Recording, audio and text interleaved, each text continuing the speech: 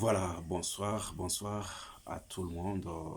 Bonsoir à vous qui avez choisi Siloé TV comme votre chaîne par excellence de la communication, euh, de la connaissance, de l'information, à ce qui concerne notre République démocratique du Congo. C'est encore ce soir votre compatriote Joseph Kadi, le pasteur Joseph Kadi. Nous sommes là encore une fois ce soir pour que nous puissions partager un peu ce que nous avons jusqu'ici pu avoir comme information.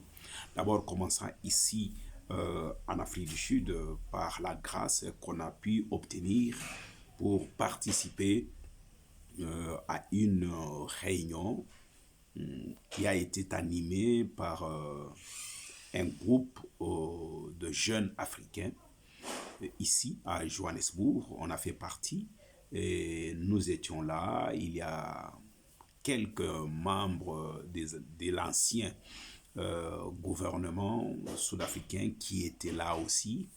Et il y a pas mal de sujets qui ont été abordés à cette journée-là.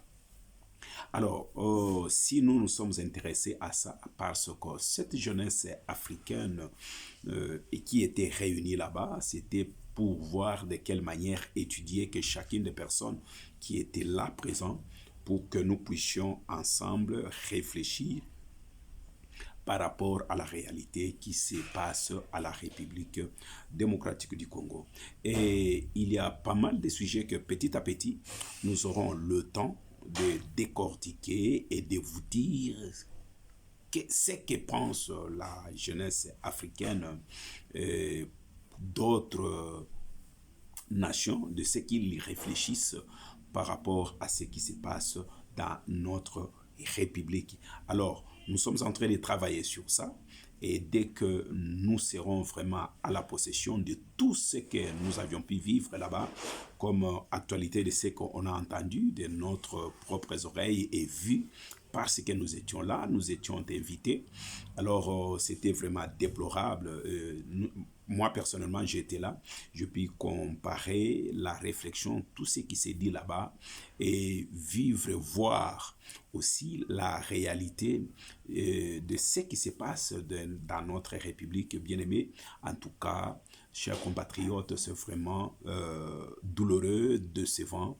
Si d'autres nations peuvent prendre la conscience, à l'exception de ce qui nous entoure comme pays, amis, les pays frontaliers de la République et qui nous attaquent en ce moment, mais quand même il y a des nations où qui réfléchissent vraiment de notre manière. Alors nous allons y revenir sur ce dossier-là de cette conférence de la jeunesse africaine que nous, on a eu l'occasion de participer ici à Johannesburg.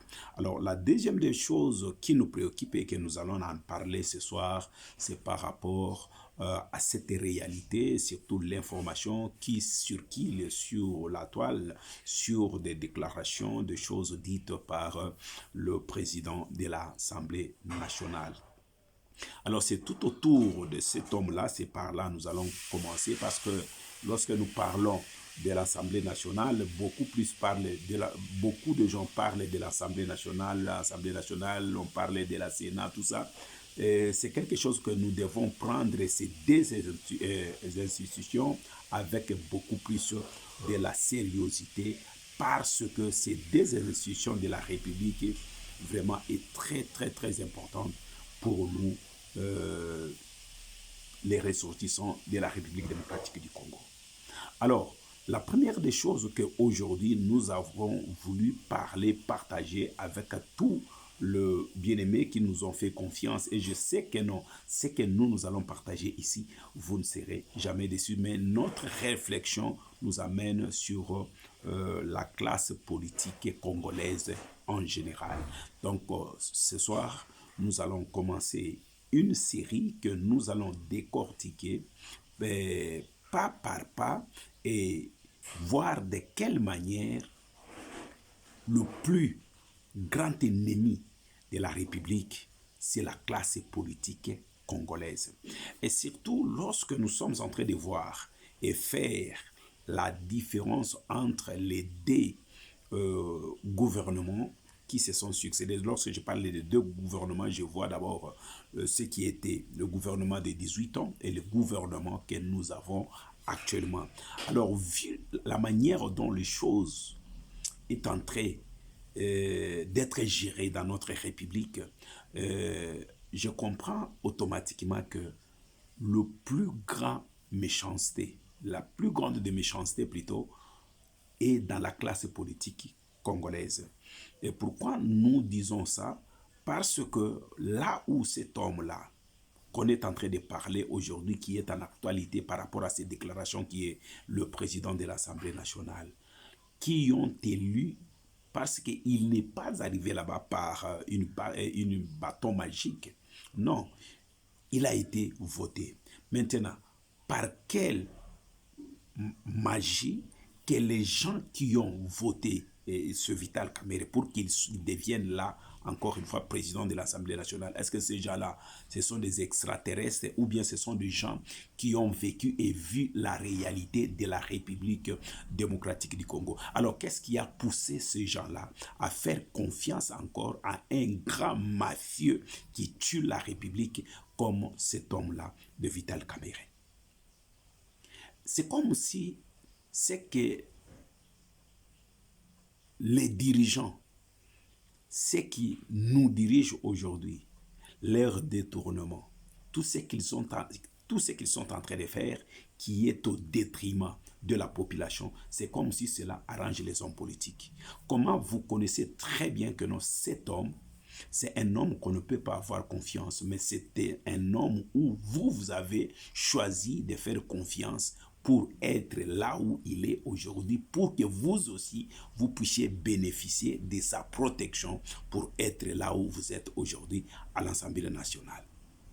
C'est comme si tous ces hommes politiques qui sont là, nous allons réaliser que non, la vie de la population congolaise, c'est une vie qui n'est pas prise au sérieux.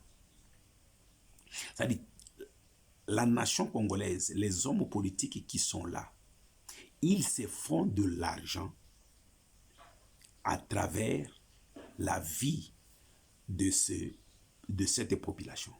Et c'est comme ça, en comprenant cela, nous allons voir que nos voisins prennent vraiment l'audace, le courage de laisser leur patrie pour venir prendre cette richesse dont cette nation doit bénéficier de cela. Tellement que la nation voisine a trouvé que ce qui est comme un mépris auprès de cette nation-là commence par leurs propres autorités. C'est par là ils ont compris que non, même si on allait là-bas, et même si on tuait là-bas, il n'y a rien qui va arriver.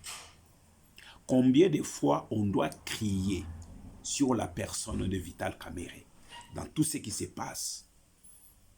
Mais vous allez voir que tous ceux qui font le mal dans notre République, ce sont eux maintenant qui sont comme si les ayants droit à protéger dans la République. Pourquoi? Ils sont en train de faire tout ce qu'ils sont en train de faire, comme manœuvre, détournement, tout ça. Ils sont quelque part protégés.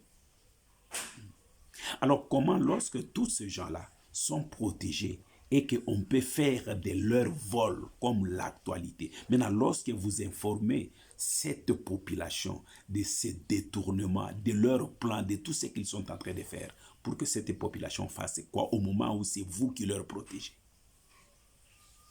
C'est-à-dire, l'Assemblée nationale, là, ce n'est pas une Assemblée nationale qui est là pour la nation congolaise.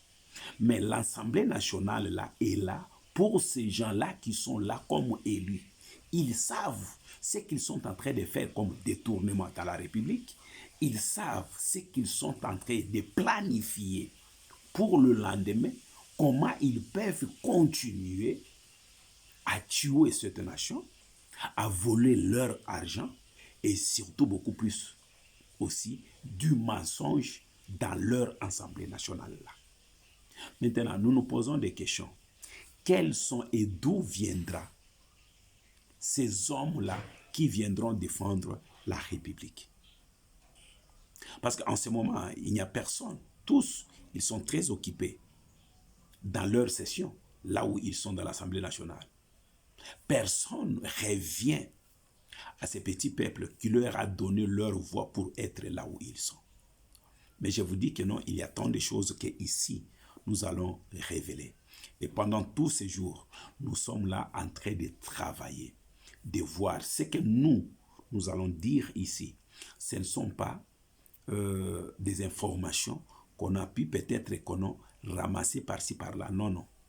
Nous nous sommes bien positionnés ici pour vous donner la réalité de ce qui se passe. Nous allons commencer par l'Assemblée nationale. Qu'est-ce qui se passe avec un homme comme Vital Kamerhe, président de l'Assemblée nationale?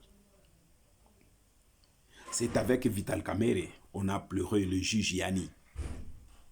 D'où est passé ce qui était comme au procès de ce juge-là, Yani? C'est avec Vital Kamerhe. Personne n'en parle, mais à sa mort, lorsque ce juge-là est mort, c'était l'actualité dans la République. Mais aujourd'hui, qui en parle encore? Personne. C'est-à-dire, ce juge-là est sacrifié comme ça et il est parti comme ça. Rien que sa famille qui est restée avec les souvenirs. Mais tout ce monde-là, qui se sont succédés, il n'y a personne, même le gouvernement, personne ne parle de ce juge Yani. Mais Vital Kamerhe continue d'être protégé pour qu'il puisse faire tout ce qu'il est en train de faire. Et je vous dis, et que non, jusqu'ici, la situation est encore très grave dans notre République. Alors, si on ne va pas, nous, de ce que nous disons chaque fois que nous, Congolais de pères et de mères, si on ne va pas prendre notre responsabilité, la guerre peut se terminer à l'Est, mais la guerre peut rester encore à l'intérieur. Alors lorsque la guerre va rester encore à l'intérieur, je vous dis que ça sera encore plus grave. Parce que la guerre est à l'Est, les gens perdent leur vie chaque jour, chaque matin, midi, soir. Mais dans la capitale, dans d'autres provinces, là où il n'y a pas de tueries comme ce qui se passe à l'Est, mais les gens meurent d'une autre manière. Alors comment faire face à toutes ces situations? C'est ici que vous aurez la réponse.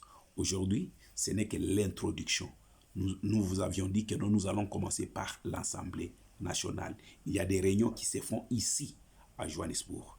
Et nous sommes là. Nous allons vous donner partie par partie et vous allez comprendre que non. Il y a vraiment une comédie que tu ne peux pas imaginer qui se joue dans notre classe politique. Et dans cette comédie que nous sommes en train de voir et avec qui nous ne bénéficions rien. Maintenant, les acteurs de cette comédie qui se joue, ce sont eux qui bénéficient et nous sommes là pour tout simplement, au moment des élections, leur placer là-bas pour que ces gens-là tournent leurs canaux vers nous. Pour rien bénéficier d'eux. C'est-à-dire, ils nous trompent matin, midi, soir et nous acceptons leur tromperie et nous leur donnons notre bulletin pour qu'ils accèdent là où ils sont. Alors, il est grand temps, par rapport à cette grâce, que notre République vient de bénéficier par un fils digne par rapport à tout ce que nous sommes en train de voir comme effort gouvernemental pour la libération totale de notre République. Alors, nous, ici, à Siloé, nous venons de commencer et je vous dis que non, la machine est vraiment en marche. Donc, nous allons vraiment travailler pour l'intérêt de notre République. Nous disons un grand merci à l'honorable Ogi Kalonji pour tout ce qu'il est en train de faire et je crois bien que dans les jours à venir, nous allons vraiment en parler encore dans la profondeur. En tout cas, pour tout, nous disons un grand merci à l'honorable Ogi Kalonji. Merci encore, restez toujours connectés. N'oubliez pas de partager et de vous abonner sur Siloé TV, la chaîne de la référence. C'est la chaîne des compatriotes qui s'engagent pour l'intérêt de la République. Merci.